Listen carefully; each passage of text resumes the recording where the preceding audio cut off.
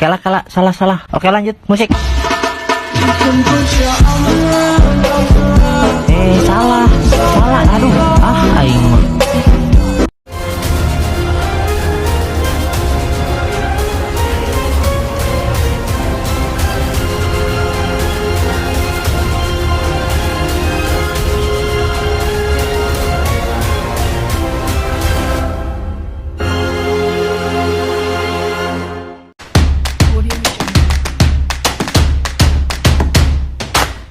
Assalamualaikum warahmatullahi wabarakatuh. Kami dari kelompok Neroris, kelas 22A, ingin memenuhi tugas dari Bapak Kamaludin, yaitu tentang mereview film horor di Indonesia. Yang pertama kali akan mereview yaitu rekan saya. Saya Zara Halimatu Syediah Kusdinar. Di sini saya akan mereview secara singkat film tentang Makmum. Penulisnya yaitu Dian Rainis Kumampung, editor Dian Maharani. Makmum versi film di Indonesia sendiri bercerita tentang seorang ibu bernama Kinanti yang sudah merasa renta tak sanggup lagi mengurusi asrama. Ia pun lantas mengajak Rini yang merupakan alumni dari asrama untuk pulang dan membantunya mengurus asrama. Pekerjaan Rini sebagai pengurus jenazah harus ia tinggalkan demi mengurus asrama. Awalnya semua biasa saja, namun 3 orang murid mengaku kerap diganggu oleh sesosok makhluk halus yang membuat mereka tak bisa hidup tenang. Dalam trailer ini diperlihatkan bagaimana Makmum sebutan bagi makhluk halus tersebut selalu turut mengucapkan bacaan sholat yang dilantunkan. Awalnya Rini tak menghiraukan pengakuan ketiga penghuni asrama tersebut. Namun Rini berada di posisi yang sulit. Terlebih setelah Rini juga turut dihantui saat sedang sholat. Suara lembut sang makhluk halus Makmum terdengar mengikuti bacaan sholatnya. Masalah semakin kerap terjadi hingga makhluk halus tersebut turut mengancam nyawa para penghuni asrama. Bagaimana Rini bisa menghadapi makhluk halus dan mengurus asrama? Saksikan dalam film Makmum yang ada di film. Oke, yang selanjutnya mereview film adalah saya sendiri. Perkenalkan, nama saya Natalia Octavia. Di sini saya akan mereview film Pengabdi Setan. Film Pengabdi Setan bergenre horor ini mengisahkan seorang penyanyi wanita bernama Mawarni Suwono yang sakit selama 3 tahun. Peristiwa ini terjadi pada tahun 1981. Akibat masalah keuangan, ibu yang dulu terkenal sebagai penyanyi hanya dirawat oleh keluarganya, yaitu suaminya dan juga keempat anaknya. Untuk memenuhi kebutuhan hidup sehari-hari dan mengobati ibu, bapak menggadaikan rumah tersebut karena tabungan mereka telah habis untuk mengobati sakit ibu yang tak kunjung membaik. Royalti ibu dari album lagu pun sudah tidak ada lagi.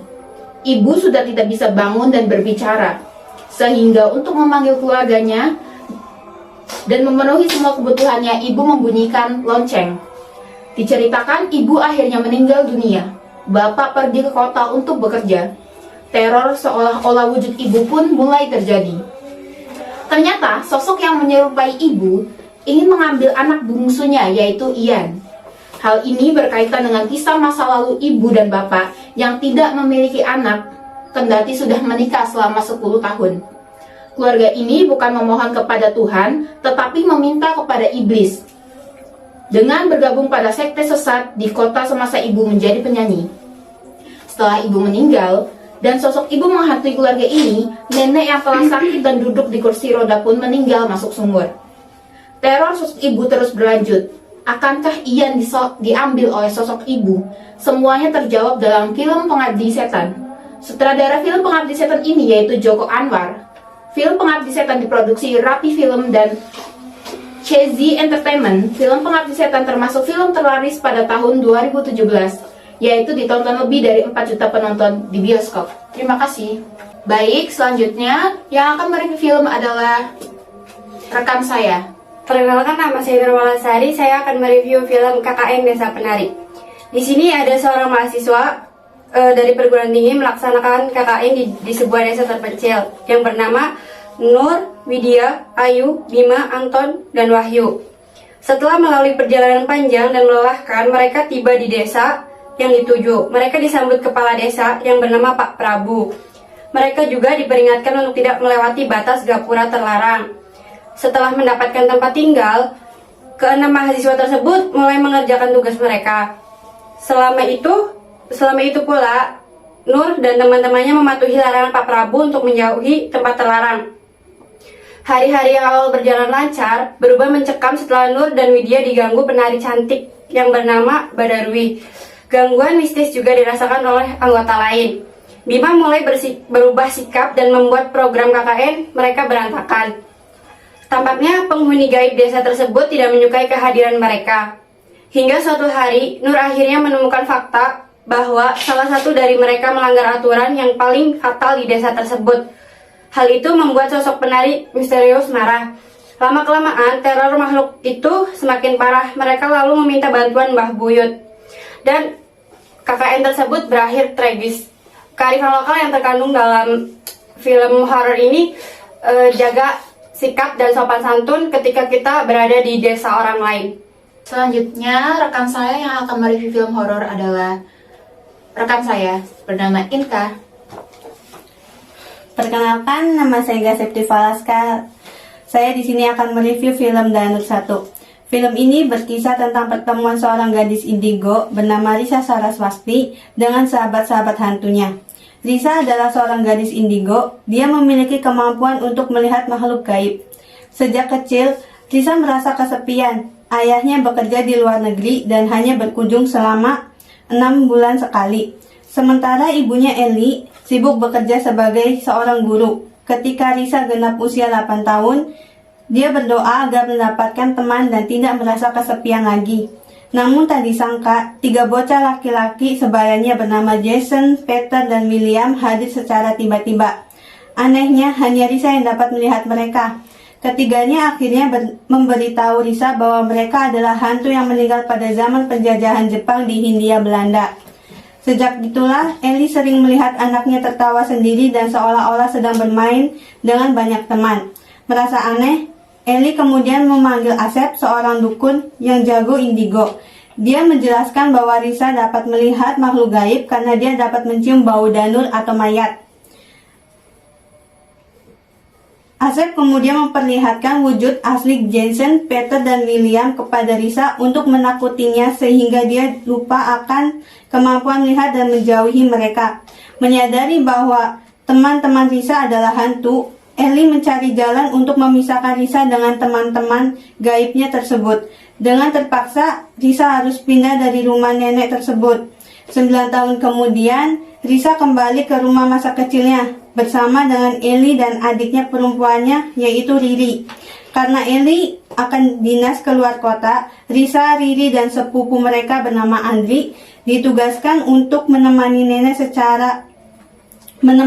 mereka di sana hingga pengasuhnya datang. Ketika Riri sedang bermain, dia menemukan sebuah sisir di pohon beringin yang ditanam dekat rumah. Pohon beringin tersebut sebelumnya adalah salah satu tempat yang ditakuti oleh Jason, Peter, dan William, sehingga mereka mengingatkan Risa untuk tidak pernah ke sana. Malamnya, seorang wanita bernama Asih dan menyatukan bahwa dia adalah pengasuh yang dipanggil oleh Ibu Andri. Namun Risa merasakan ada hal yang tidak beres karena Asih langsung saja tertarik pada Riri. Kejadian-kejadian aneh pun mulai mengganggunya. Risa menyimpulkan bahwa Asih adalah hantu ketika dia menyadari bahwa Andri tidak dapat melihatnya. Kearifan lokal dari film ini yaitu jangan pernah bermain di bawah pohon beringin dan saat maghrib pun kita harus sudah ada di rumah. Baik, terima kasih. Selanjutnya yang akan mereview film horor adalah rekan saya bernama Ines. Ines Kukunkunesi ingin mereview film horor berjudul Pamali. Film Pamali merupakan film yang diadaptasi dari game berjudul Pamali Indonesian Folklore Horror yang telah dirilis pada tahun 2018 oleh Storytel Studios. Film Pamali adalah proyek dari Little Picture yang sebelumnya berhasil mengadaptasi dari game Dread Out ke film pada 2019 yang lalu. Pada versi game Pamali, para pemain dapat berinteraksi atau mengomentari suatu objek yang ada di dalamnya.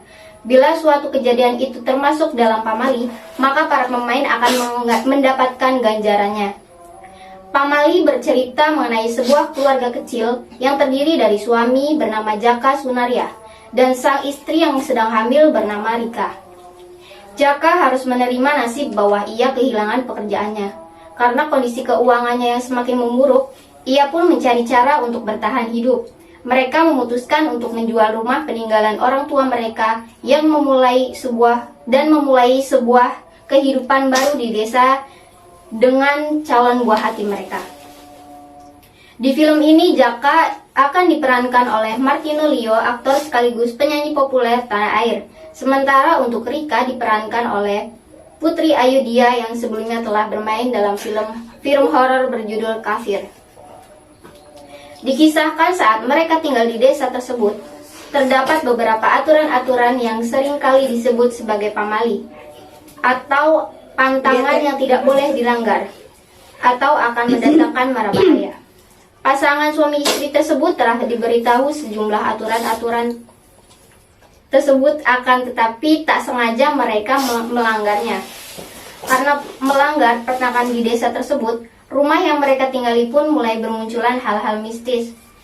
Sesuai dengan judul, film horor yang berdurasi 99 menit ini akan berfokus pada pamali, suatu hari yang dipercaya tabu dan tidak boleh dilanggar. Dalam film ini, contoh hal pamali yang diangkat adalah memotong kuku pada malam hari. Terima kasih. Oke, baik, terima kasih Ines.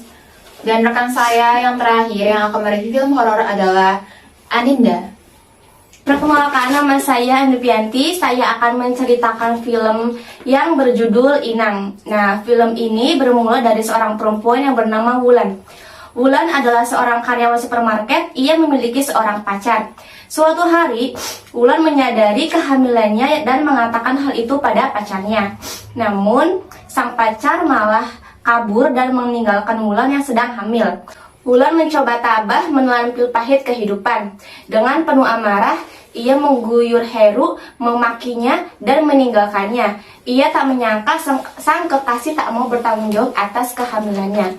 Meski tak didampingi sosok suami, ia berusaha mempertahankan keberadaan calon bayi yang tak bersalah tersebut. Gajinya sebagai seorang karyawati supermarket tak cukup memadai untuk merawat kandungannya. Wulan pun mencoba mencari bantuan agar bisa melahirkan dan membesarkan bayinya. Dari media sosialnya, ia menemukan sebuah komunitas yang mempertemukannya dengan keluarga Santoso yang bersedia menawarkan Wulan tempat tinggal dan mengurus kesehatannya. Dengan perutnya yang semakin besar, Wulan dirawat oleh Ibu Eva Santoso dan Pak Agus Santoso. Namun perlahan, ia tak lagi merasakan ketenangan di rumah keluarga Santoso. Ia diminta melakukan ruatan atau pembersihan, sebab bayi Wulan akan lahir pada Rebo Wekasan atau hari Rabu terakhir bulan Safar. Sejak melakukan ritual, Wulan selalu terbangun dari tidurnya dengan wajah pucat, pasi, dan ketakutan. Ia selalu dihantui mimpi akan adanya kekuatan jahat yang ingin mengambil alih kehidupan bayinya. Ada kepercayaan bahwa bayi yang akan lahir di Rebo Wekasan harus melakukan ritual tolak bala agar bayi terhindar dari kesialan dan tak membawa petaka dalam hidupnya. Mitos mengatakan setiap orang yang lahir pada hari itu harus menghadapi nasib sial sepanjang hidup mereka. Rupanya Bagas, anak laki-laki Eva dan Agus, lahir di Rebo Wekasan. Keduanya adalah anggota sebuah sekte yang harus mengorbankan bayi setiap 10 tahun sekali untuk menyelamatkan hidup Bargas. Kepercayaan itu membuat Wulan dan anaknya menjadi sosok yang tepat sebagai tumbal. Sekian dari kami, kurang lebihnya mohon maaf jika ada kekurangan karena kesempurnaan hanya milik Rizky Febian. Kami pamit undur diri. Wassalamualaikum